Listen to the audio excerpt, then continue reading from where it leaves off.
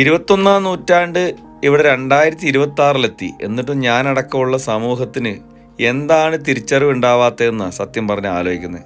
കാരണം കാട്ടിൽ സ്വതന്ത്രമായിട്ട് ജീവിച്ച, അവരവരുടെ ആവാസ വ്യവസ്ഥയ്ക്ക് യോജിച്ച രീതിയിൽ ജീവിച്ച ഒരു ജീവിയെ പിടിച്ചുകൊണ്ട് വന്ന് ക്രൂരമായ മർദ്ദനവും പൂട്ടിയിടലും പട്ടിണിക്കിട്ടും ദ്രോഹിച്ചും ഭയപ്പെടുത്തി നമ്മുടെ വരുതിക്കാക്കി പിന്നീട് ഇങ്ങോട്ട് മനുഷ്യൻ്റെ സൗകര്യത്തിനും സന്തോഷത്തിനും വേണ്ടി, അല്ലെങ്കിൽ മനുഷ്യന് പണം ഉണ്ടാക്കാൻ വേണ്ടി അതിനെ കൊണ്ട് ജോലിയും ചെയ്യിപ്പിച്ച് കഷ്ടപ്പെടുത്തി മുന്നോട്ട് പോകുമ്പോൾ അത് സഹികെട്ട് കഴിയുമ്പോൾ ചെയ്യുന്ന പരിപാടിയായി കാണുന്നു. ഇതെത്രയോ അനുഭവങ്ങളായിട്ടും നമ്മൾ പഠിക്കുന്നില്ല.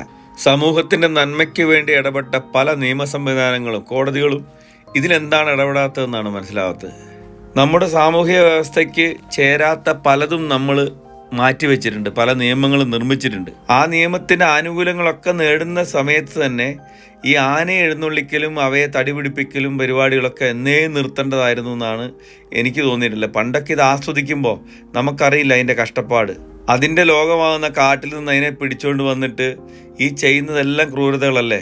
സഹി കെട്ട് കഴിയുമ്പോൾ അത് പ്രതികരിക്കും. നിങ്ങളൊന്ന് ആലോചിച്ച് നോക്കിയേ, ഈ ആനയ്ക്ക് അതിൻ്റെ സ്വന്തം കരുത്തിനെക്കുറിച്ച് ബോധം വരുന്ന ഒരു സമയം ഉണ്ടായിരുന്നെങ്കിൽ ഒരൊറ്റ മനുഷ്യർ അതിൻ്റെ അടുത്ത് ചെല്ലുമോ? ഒരാൾ ഈ ചെറിയൊരു തോട്ടിയും കൊണ്ട് ചെന്നിട്ട് അതിനെ നിയന്ത്രിക്കാൻ നിൽക്കുമോ? അവൻ്റെ സൂക്കേട് മാറ്റി വിടലായിരുന്നത്. അതുകൊണ്ട് തന്നെയാണ് ആനയ്ക്ക് ആനയുടെ വലുപ്പം അറിയില്ലെന്ന് കാരണവന്മാർ പറയുന്നത്. ഈ കാട്ടാനയെ പിടിച്ചിട്ട് നാട്ടാനയാക്കാൻ വേണ്ടിയുള്ള കുറേ മുറകൾ, മാസങ്ങളോളം ഇതിനെ പീഡിപ്പിക്കുന്നതിനെ കുറിച്ച് കോന്നിയിലുള്ള ഒരു സുഹൃത്ത് പറഞ്ഞപ്പോൾ സത്യം പറഞ്ഞ സങ്കടം തോന്നി. കാരണം അത്രയധികം ക്രൂരമായിട്ട് തോട്ടി വെച്ച് കുത്തിയും വേദനിപ്പിച്ചും മുറിവുണ്ടാക്കിയും ഭയപ്പെടുത്തിയിട്ടാണ് ഇവയെ നമ്മളെ വരുതിക്കാക്കുന്നത്. അതുകൊണ്ടാണ് ആ തോട്ടി കാണുമ്പോൾ അത് ഭയന്ന് നിൽക്കുന്നത്. കാരണം അതിൻ്റെ വേദന, അതിൻ്റെ മരണം വരെ ആ വേദന ഓർത്തിരിക്കുന്നു എന്നുള്ളതാണ് ഇതുമായിട്ട് ബന്ധപ്പെട്ടവരൊക്കെ പറയുന്നത്. ഈ ആനയെ എഴുന്നള്ളിച്ചാൽ മാത്രം പ്രസാദിക്കുന്ന ദൈവങ്ങളും അത് കണ്ട് സന്തോഷിക്കുന്ന മനുഷ്യരോടും എനിക്ക് പറയാനുള്ളത്, അവയും നമ്മളെപ്പോലൊരു ജീവിയല്ലേ. അവർ വലുതാണ്, അവർക്ക് ശക്തിയുണ്ട് എന്ന് കരുതിയിട്ട് അവരെ നമ്മൾ ഉപയോഗിക്കുകയല്ലേ ചെയ്യുന്നത്. നമ്മളെപ്പോലെ മനുഷ്യർക്ക് പോലെ ബുദ്ധി ഉണ്ടായിരുന്നെങ്കിലോ നമ്മളെ അവർ ബാക്കി വെച്ചേക്കുമായിരുന്നോ? ഇല്ലല്ലോ.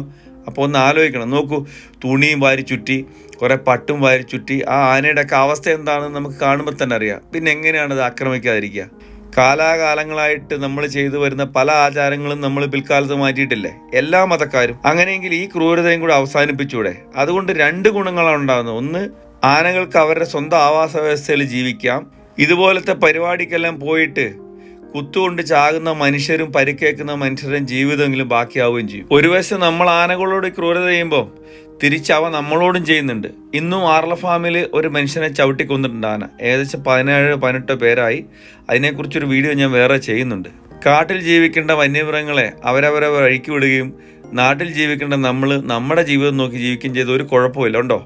നമ്മൾ മനുഷ്യർ ശക്തി കൊണ്ടും ബുദ്ധി കൊണ്ടും എല്ലാം വെട്ടിപ്പിടിക്കുമ്പം മനുഷ്യരല്ലാത്ത ഒരു ജീവജാലങ്ങൾ ഈ ഭൂമിയിൽ ഒന്നും വെട്ടിപ്പിടിക്കുന്നില്ല. അവർ ജനിക്കുന്നു, അവർ ജീവിക്കുന്നു, മരിക്കുന്നു, അല്ലേ? നമ്മളിപ്പോൾ ഇതിൽ കാണുന്ന ആനയെ എഴുന്നള്ളിക്കുന്ന ആൾ തന്നെ ആ പാപ്പാന് കാല് നിലത്തുറയ്ക്കുന്നില്ല. പാന ആക്രമിച്ചപ്പോൾ അയാൾ താഴെ വീണു. അയാൾക്ക് എണീറ്റ് മുന്നോട്ട് പോകാൻ പോലും പറ്റുന്നില്ല, വീണു പോവുക. ഇങ്ങനെ ലഹരിയിൽ മുങ്ങി നിൽക്കുന്ന പാപ്പാന്മാരെ ഏൽപ്പിച്ചിട്ടല്ലേ ആൾക്കൂട്ടത്തിലേക്ക് ആനയും കൊണ്ട് ചെല്ലുന്നേ? ഒന്ന് ആലോചിച്ച് നോക്കൂ. അതുകൊണ്ട് ദയവായിട്ട് ബഹുമാനപ്പെട്ട സുപ്രീം കോടതി എത്രയും പെട്ടെന്ന് ഇതിന് ഇടപെട്ടിട്ട് ഒരു പരിഹാരം ഉണ്ടാക്കി ആനകൾക്ക് പകരമായിട്ട് മറ്റെന്തെങ്കിലും രീതിയിലൂടെ ആഘോഷിക്കാനുള്ള സംവിധാനങ്ങൾ ഒരുക്കാൻ നമ്മളെ കൊണ്ട് സാധിക്കില്ലേ ഈ കാലഘട്ടത്തിൽ? ഞാനിത് പറയുന്നത് ആനകൾക്ക് വേണ്ടി മാത്രമല്ല. ഇത് കണ്ടിട്ടും കേട്ടിട്ടും ദയവ് ചെയ്ത് കമൻറ്റ് ബോക്സിൽ തെറി നിറയ്ക്കരുത്.